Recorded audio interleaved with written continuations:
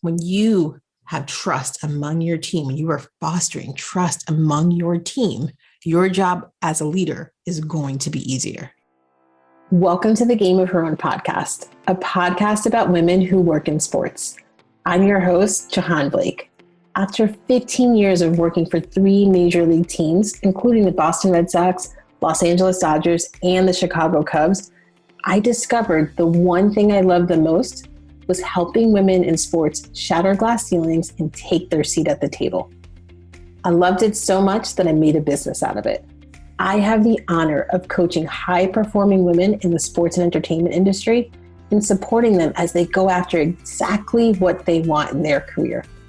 So if you are feeling tired of waiting on the sidelines, done being overlooked for promotions, and you're ready to pull ahead of the pack and take your career to the next level, girl, I'm here for it. I also created the Game of Her Own podcast to support you as well. We are here to share the stories of incredible women who work in sports and entertainment.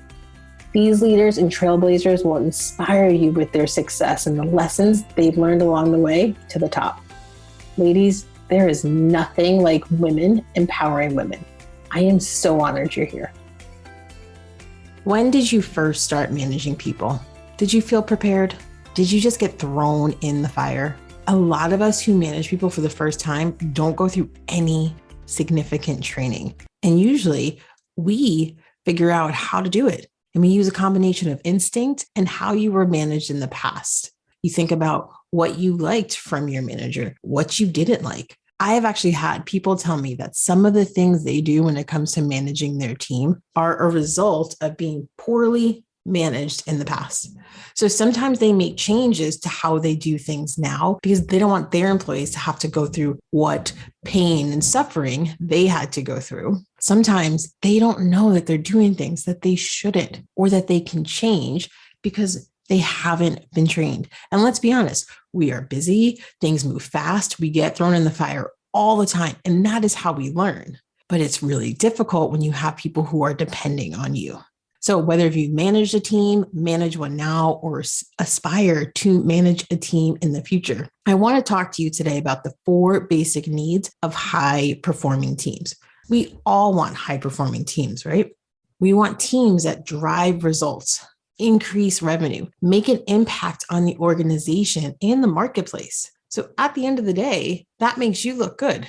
So not that it's your goal to have a team that, just makes you look good, but imagine leading such an incredible team that is so high performing. That's going to be a result of your hard work. That's going to be a result of you being intentional. That's going to be a result of you. So yes, it will make you look good, but it'll also help the organization achieve its goals.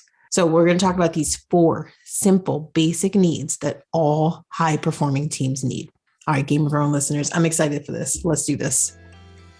The first basic need of high-performing teams is trust. When you lack trust among your team, meaning peer-to-peer, manager-to-peer, your team will never have the chance to reach their full potential. They won't share information with one another, and that will start to stall your progress to having the results that are expected of you and your team.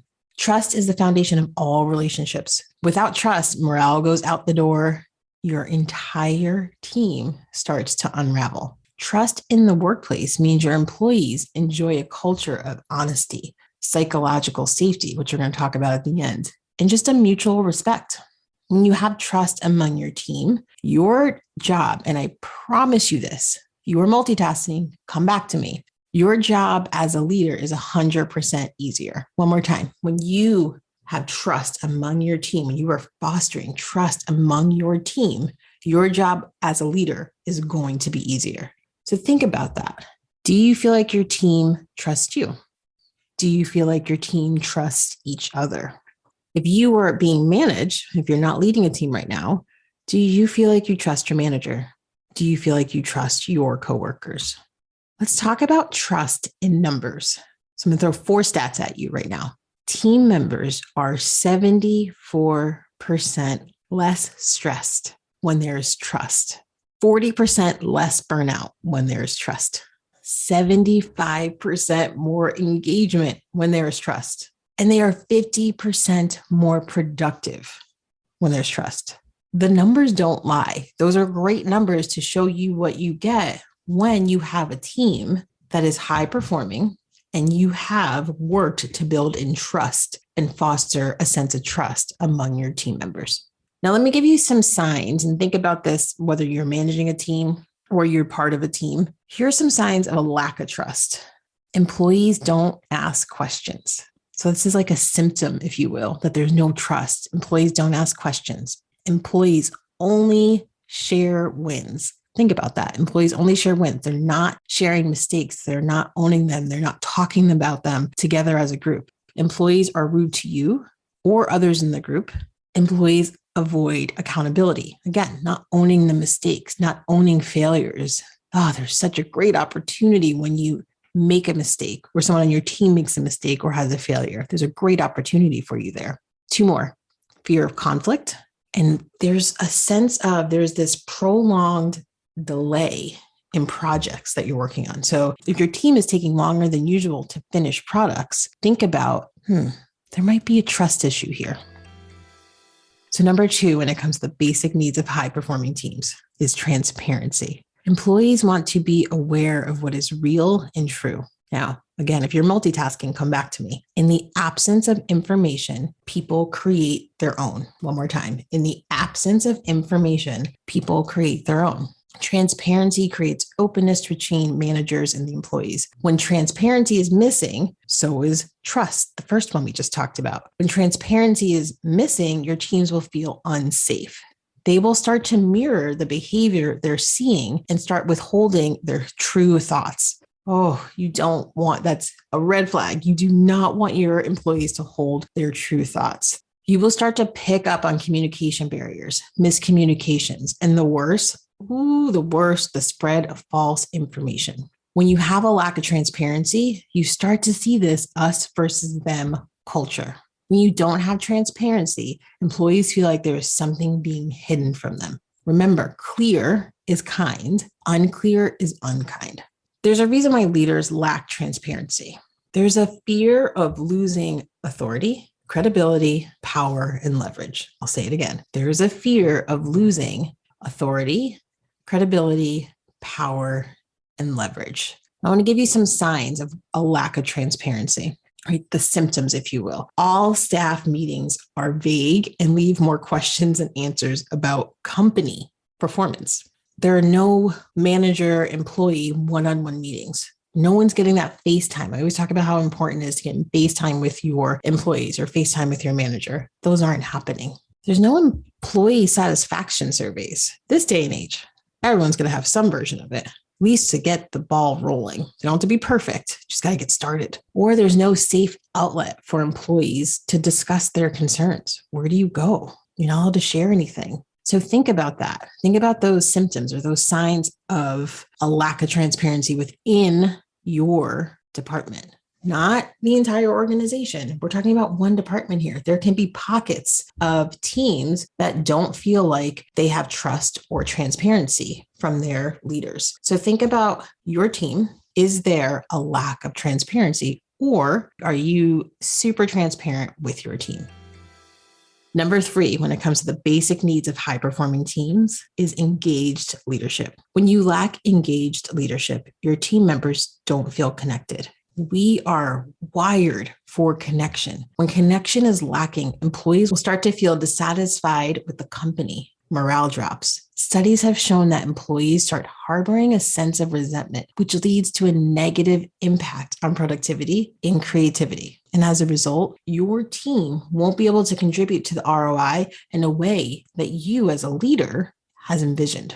Now, to add an extra layer of complexity, sometimes leaders, I'm talking to you all who are leading teams, mix up the role of an engaged leader and confuse it with the dreaded word micromanager. You don't delegate, you don't give them any sort of, rope and freedom, autonomy to get their work done. High-performing teams want leaders who are invested in them and at the same time, give them the trust and autonomy to do their own work.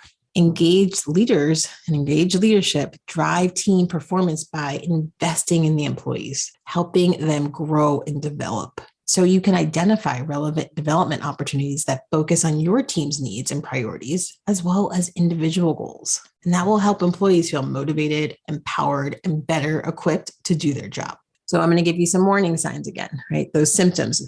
When there is a lack of engaged leadership, this is what you'll start to see from your team. Unresolved conflict, high department turnover rate. That's a huge sign. Not producing new leaders. So if you start to notice a department, say you have several departments reporting to you, and you start to notice that no one's producing a new leader in that one department, there always seems to be high turnover. That manager seems to be skipping one-on-one with their employees. Those are all warning signs that there is a lack of engaged leadership. The last one, there's a lack of communication or silence among the team. So thinking about you, or maybe the leaders that report to you, would you say that you were an engaged leader? Number 4, the basic needs of high-performing teams is one of my favorites to talk about, psychological safety. Psychological safety is the feeling of being one's whole self at work, taking risks and being vulnerable without fear of negative consequences. When the workplace feels challenging but not threatening, teams can thrive, right? So if you're multitasking, come back to me. I'll say this one more time for you. When the workplace feels challenging but not threatening, teams can thrive. When the workplace feels threatening, team members are not going to perform at a rate that helps your company compete in the marketplace. If employees don't have psychological safety, they will deliver work that lacks creativity, lacks innovation, lacks any risk-taking. Let's think about this. According to Maslow's hierarchy, safety is a basic human need. When employees feel safe and they have psychological safety, it will help inspire them to be creative and share ideas. Let's talk about psychological safety in numbers.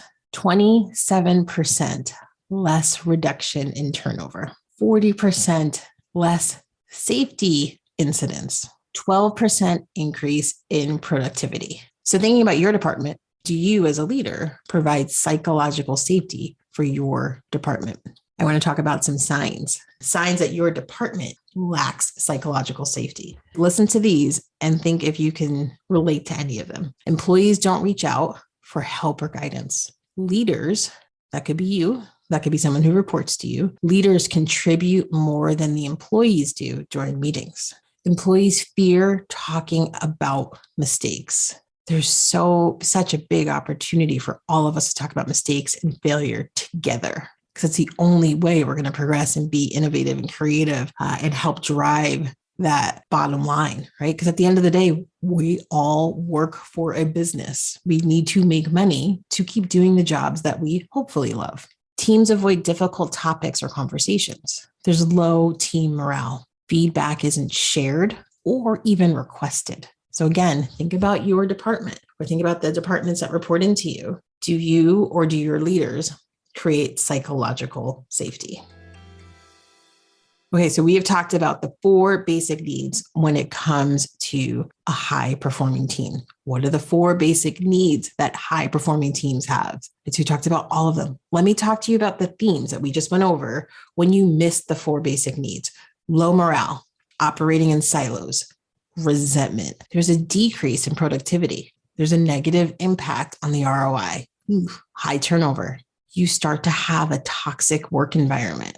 And you can have a toxic work environment in one department. There could be pockets of toxicity within an organization. If you want to listen, I did an episode, or I interviewed a woman, in episode number 119, Cassandra Pizzoni, and she talks about how she overcame working in a toxic work environment. She's now a senior director for Visa in their US sponsorship, but she talks about what it was like. So I only tell you about that episode 119 because you might want to go back to listen to it. One, if you are somebody who has suffered or is in a toxic work environment right now, this episode will help you. If you have never worked in one and maybe you're not even sure, like, maybe I'm missing what creates one, what people feel like when they're in one, I really recommend listening to episode 119. Last 2, poor results, and then a decrease in creativity.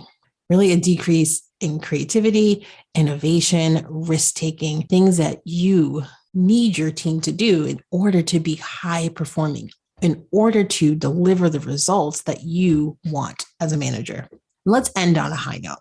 Let's talk about the themes that happen. What happens when you meet those 4 basic needs of high-performing teams? You see a mutual respect, positive culture, honesty, trust, low turnover. No one wants to leave good managers. There's growth for them, or I don't want to say growth. If they feel like their goals are being met, no, they don't want to leave. Empowerment, creativity, innovation, risk-taking, and my favorite one, happiness. Those are all the themes that emerge when you meet the 4 basic needs of high-performing teams. So as you go through this could be an episode that you listen to again, or maybe you were taking notes while you were listening to it. But as you lead your teams, or as you start to lead a team for the first time, I recommend that you write down these 4 basic needs: trust, transparency, engaged leadership, and psychological safety. And make sure you are coming up with strategies to make sure that you are meeting those needs every single day. And I know that sounds like a lot, but trust me, I work with my clients on these, and it's a lot. But once you have the strategy in place, all you have to do is execute it every day. All right, my friends, as always, I love spending time with you, and I'm honored that you spend time with me out of your busy, busy day. Until next week.